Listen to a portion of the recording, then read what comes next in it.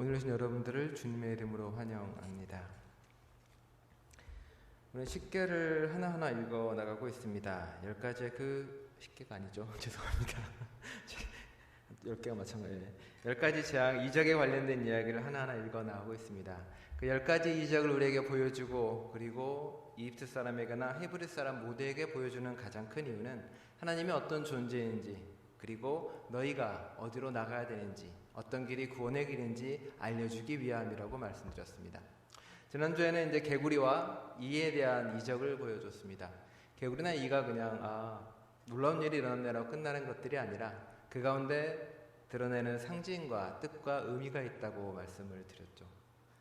이집트 땅이, 그리고 풍요로 가득한 그 땅이 실은 그런 곳이 아니다. 그곳은 부정한 것으로 덮여있는 땅이고, 그리고 부와 그리고 너희들이 쌓은 풍요는 결국 악취로 땅을 병들게 하고 아프게 한다.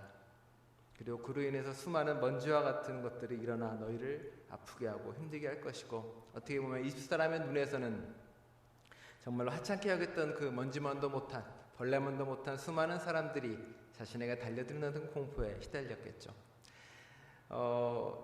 파라오가 출애굽 맨 앞장에 보면 히브리 사람들을 무서워하는 이유 중에 하나가 뭐냐면, 저 사람들이 늘어나고 불어나서 엄청난 수가 되어서 우리의 나라를 빼앗고 우리 것을 빼앗을지 모른다는 근원적인 공포와 두려움에 사로잡혀 있었습니다. 이에 수많은 이나 수많은 파리나 이 모든 것들은, 그 많은 수의 확장들은 어쩌면 이집트인들이 가지고 있는 근원적인 공포와 두려움에 대한 상징이고 선포이기도 하는 거겠죠. 그 공포는 오늘도 여전히 많이 남아 있습니다. 캐나다나 얼마 전에 이제 캐나다 선거가 한창인데 그 우익 극우 보수당이 주장하는 건 이민자를 점점 줄여가는 거겠죠. 숫자를 줄이겠다고 이야기합니다. 그들의 가슴 속에는 이민자들이 들어오고 사람이 늘어나면 늘어날수록 자기 것은 줄어들고 자기 자유도 빼앗기고 권력도 빼앗길지 모른다는 두려움이 사로잡혀 있는 거겠죠. 내가 가진 것, 내가 누리고 있는 것을 잃을 수 있다는 두려움, 수많은 이방인들이 두고 오고 수많은 다른 사람이 들어오면 생길 수 있다는 그 두려움이 그들 가슴 속에도 있다는 겁니다. 미국도 마찬가지겠고요. 이와 팔이나 수많은 것들의 수적인 것에 어떤 공포와 재앙과 이적은 그들의 근원적인 것에 대한 두려움에 대한 상징이기도 합니다. 이와 팔이는 비슷한 이야기처럼 보여집니다. 그리고 하나로 묶어도 되는 이야기처럼 보여주고요. 사실 성경에 나와 있는 10가지 재앙 이야기는 맨 나중에 10가지가 된 거고요. 처음에는 7가지가 이렇게 있었습니다. 성서던 시간에 배웠는데 제2문서로 7가지가 있었고요. 피문서로 7가지가 있었습니다. 알 수 있는 이유는 시편 78편을 보면 그 출애굽기의 재앙이가 나오는데 7가지 재앙만 나옵니다. 다음에 이렇게 합치고 빼서 10가지로 이제 모아놨는데, 그래서 그 시편 또 115편 보면은 재앙이 또 8가지가 나옵니다. 중간에 합쳐지면서 그런 일이 벌어진 거고요. 이와 파리에 대한 그 이야기는 보여주는 것은 우리가 살고 있는, 그리고 이집트 사람이 살고 있는 그 땅이 부정하고 악취나고 더러운 땅이라고 이집트 사람들과 히브리 사람들에게 모두에게 이야기해주고 알려주고 선포하는 겁니다. 그러니 빨리 이곳을 떠나라, 이곳을 바꿔라, 이곳을 변화시키라는 이야기를 계속하는 거겠죠. 하지만 파리의 이적에서는 조금 다른 이야기가 나옵니다. 파리의 이적이 이곳에서 벌어진 이유와 이렇게 하는 까닭을 하나님이 직접 이야기합니다. 나 주가 이 땅에 있음을 내가 알게 하려는 것이다 라고 선포합니다. 그 당시에는 다신교였으니까 이쪽은 광야는 그래 야훼가 지배하는 땅이고 이집트는 파라오가 그 라신이 지배하는 땅이야 라는 생각에 사로잡혀 있었고, 그는 다만 딴 곳의 신이었다는 겁니다. 수많은 이적이 벌어지면서 이집트 사람과 그리고 히브리 사람과 똑같이 선포하는 겁니다. 아니, 하나님이란 존재는, 야훼란 존재는 저 먼 곳에 있는 곳이 아니라 이곳, 파라오가 지배한다고 믿는 땅, 사람들이 다스린다고 믿는 땅, 사람들이 이곳의 주인이라고 믿는 그곳에 바로 내가 있다. 내가 다스리는 것이고 내가 통치하는 것이고 내 질서가 임하는 곳이다. 너희 뜻대로 너희 마음대로 사람들을 빼앗고 죽이고 착취할 수 있는 곳이 아니다라는 선포를 하게 되는 겁니다. 파라오도 비로소 그것을 조금씩 알아가는 거겠죠. 그래서 너도 웬만하면 여기서 예배드리라고 이야기하는 거고요. 그리고 이렇게 이야기합니다. 내가 나의 백성과 너의 백성을 구별할 것이니 이런 이적이 내일 일어날 것이다고요. 나의 백성과 너의 백성은 어떻게 구분지어지나요? 이집트 사람과 히브리 사람으로 이야기하지 않습니다. 파라오를 믿고 따르는 사람들, 그리고 하나님을 믿고 따르는 사람들, 그렇게 구분되어집니다. 민족이나 혈통이나 그런 걸로 구분되는 것들이 아니라 내가 무엇을 선택하고 무엇을 따르느냐에 따라서 나의 정체성과 나의 위치가 결정된다는 이야기입니다. 토마스 킹이라는 소설가가 있는데 이분 소설 중에 크로싱 보더라는 소설이 있습니다.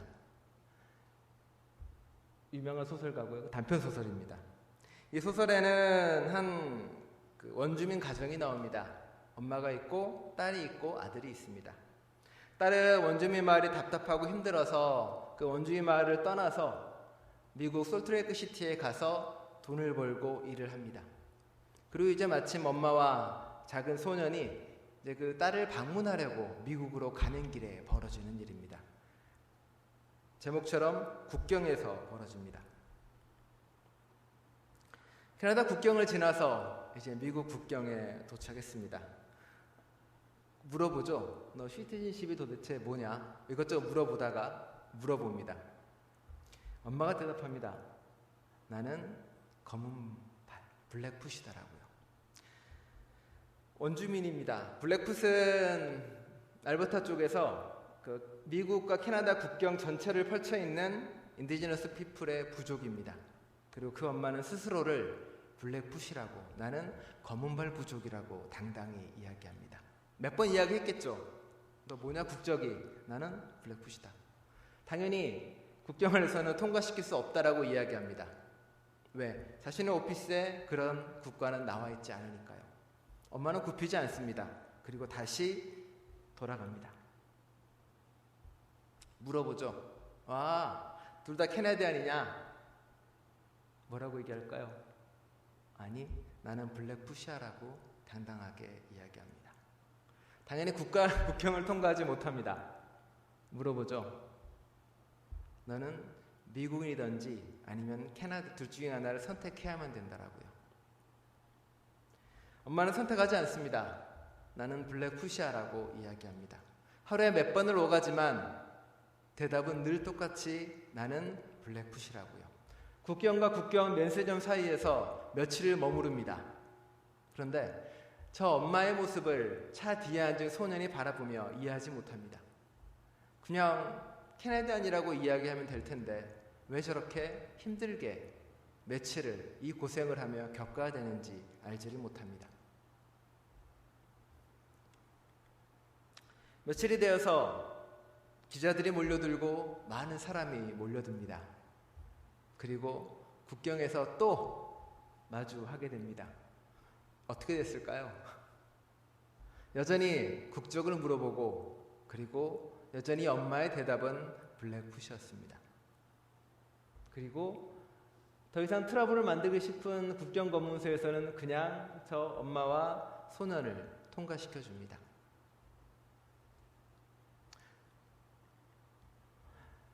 저 엄마의 마음 가운데는 자신의 뿌리와 자신의 정체성과 내가 택한 것이 무엇인지 정확히 들어가 있습니다.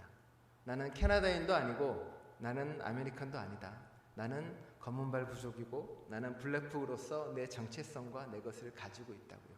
자신의 신념과 그리고 자신의 믿음으로 보드 파워라 경계를 나누는 권력에 대항하고 부딪혀서 자신의 정체성을 지키는 사람인 거겠죠.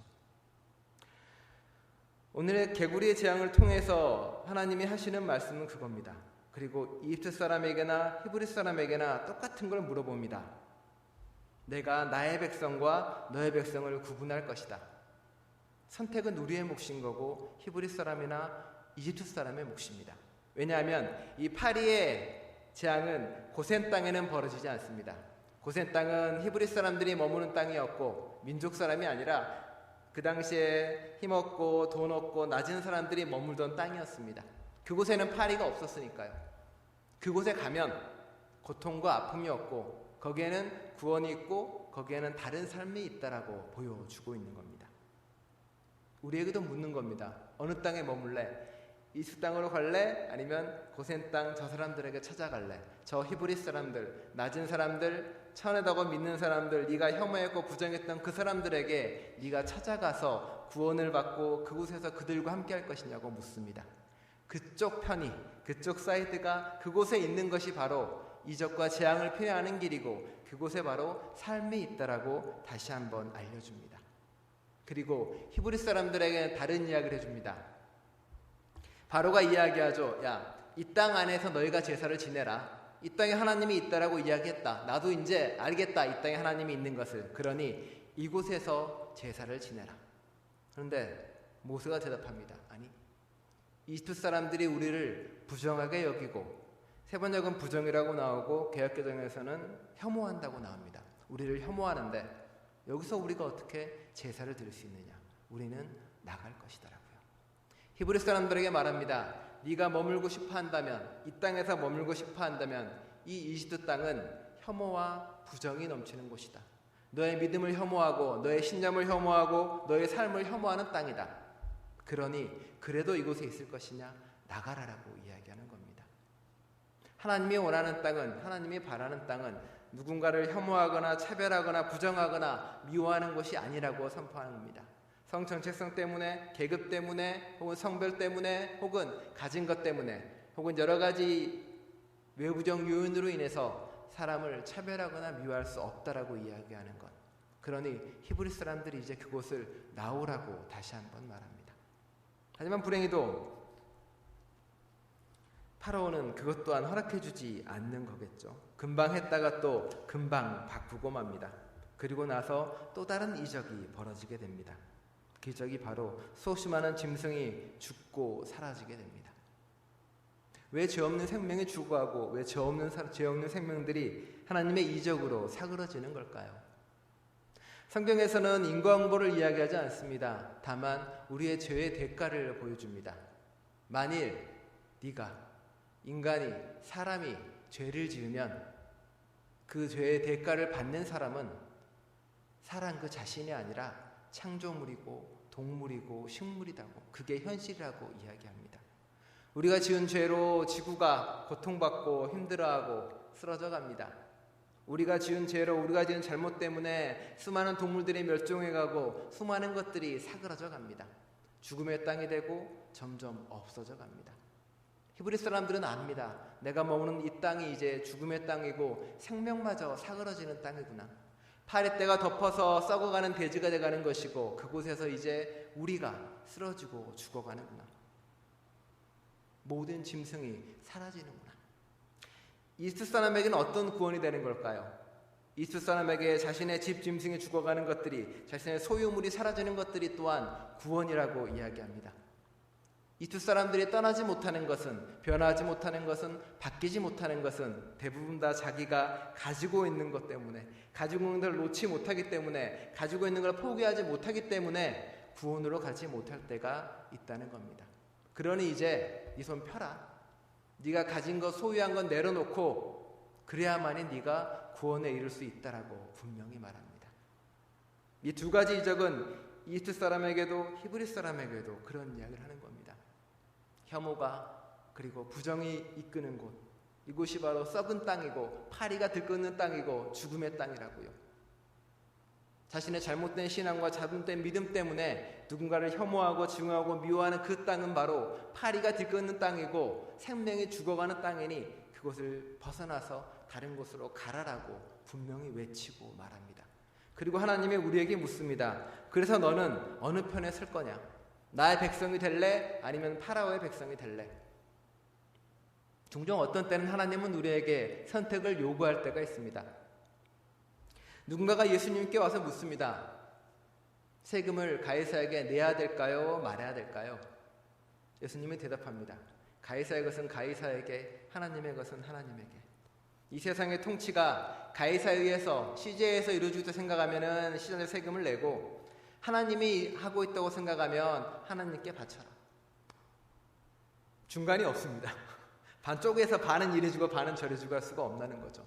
결국은 우리가 선택해서 어느 편에 서서 어떻게 지내야 될 건가는 결국 우리가 해야 되고 우리가 선택해야 될 길입니다. 그게 하나님이 파리의 이적과 전염병의 이적, 파리의 이적과 수많은 짐승이 죽어가는 그 이적을 통해서 우리에게 묻는 질문이고 하는 질문이기도 합니다. 노래 중에 애니 프랑코에 있는 Which Side I Own이라는 노래가 있습니다.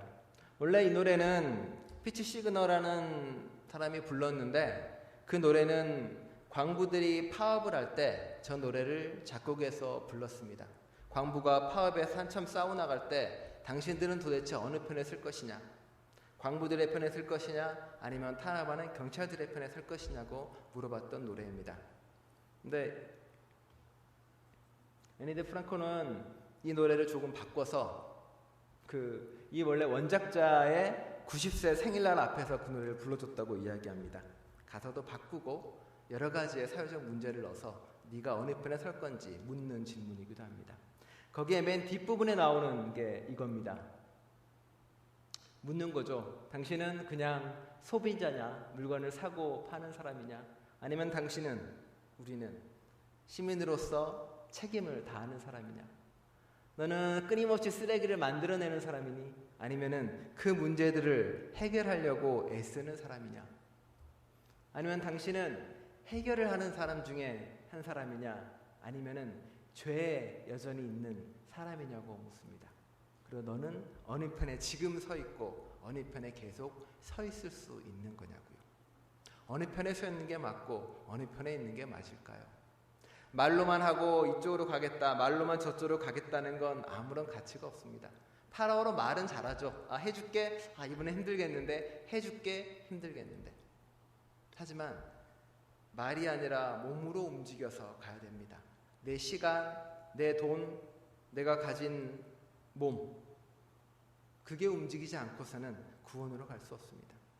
이집트 사람도 고센 땅으로 몸을 옮겨야 피할 수 있었던 것이고 뒤에 나오겠지만 우박을 피하기 위해서 몸을 피해야 할 수 있었다는 겁니다. 히브리 사람들도 그곳을 나와야 비로소 구원에 이를 수 있었습니다. 나온다고 해서 모든 게 해결되지는 않을 것입니다. 하지만 지금 죽어가는 이곳에서 변화의 길을 한 발짝 뛰는 것만으로도 의미 있다고 이야기합니다. 히브리 사람들은 뒤에 나오지만 출애굽을 할 당시에 급하게 나옵니다. 당장 나가라고 하거든요. 그래서 뭘 가지고 나오냐? 배고픈데 발효되지 않는 반죽을 들고 나옵니다. 이게 채 반죽이 돼서 발효가 돼서 이렇게 먹을 수 있는데 먹을 수 없으니까요. 그 발효되지 않는 그 반죽을 들고 급하게 나와서 광야 땅에서 그 반죽 발효되지 않는 그 빵 뜯어서 먹습니다. 모세가 이야기합니다. 일주일 동안 그것만 먹어라. 왜 그럴까요? 발효되지 않는 맛도 없는 그 빵, 그게 첫 자유의 빵이고 첫 자유의 시작이었는데 그게 맛없고 힘들고 괴롭다는 겁니다. 이집트 사람들만 재앙으로 이적으로 끝나버리고 고통받는 걸로 끝이었을까요? 저는 10가지의 이적을 통해 고통받는 이집트 사람보다 나가서 40년 동안 주구장창 고통받고 힘들어하는 히브리 사람들이 가끔은 더 불쌍해 보일 때도 있습니다. 근데 그래도 우리는 그 길을 가야 되는 사람들입니다. 10번의 재앙 끝에 그래 야 이런 게 아니라 주구장창 40년 동안 힘들고 어렵게 자유의 길을 걷는 사람들입니다. 내 모든 걸 다 내어놓고요. 지난 독서 모임 때 끝에 잠깐 이런 얘기 나눴습니다. 그리스도인이 자신의 양심에 비추어서 가질 수 있는 재산의 양은 얼마나 될까라고요. 얼마일까요? 성경에는 답이 있죠. 성경에는 답이 너무 확실하게 있습니다. 네 가진 걸 모두 팔아서 나눠주고 살아라 라고요. 불행해도 우리가 그렇게 하지 못하면 내가 누리고 가지는 것에 최소한의 미안함이라도 가지고 그리고 최대한으로 나누는 삶을 살아가는 게 그나마 덜 죄짓고 사는 거겠죠. 성경은 그걸 이야기하고 출애굽도 그걸 이야기합니다. 어느 편에 서서 어떻게, 여러분은 어떤 정체성을 가지고 어떻게 살아갈 것인지, 국경 한가운데서 자신의 정체성을 굽히지 않고 살았던 사람처럼 우리는 어디를 선택할 건지 늘 고민하는 저와 여러분 되시기를 간절히 축원합니다. 기도하겠습니다. 하나님, 부와 풍요의 이집트 땅이 결국은 악취가 넘치고 더럽고 죽음이 만연한 곳이라고 이야기합니다. 그 이집트 땅이, 그 풍요의 땅이 사실은 누군가의 믿음과 삶을 부정하고 혐오하는 땅이라고 성경은 말합니다. 그 땅에서 파리가 들끓고 생명이 죽어간다고요.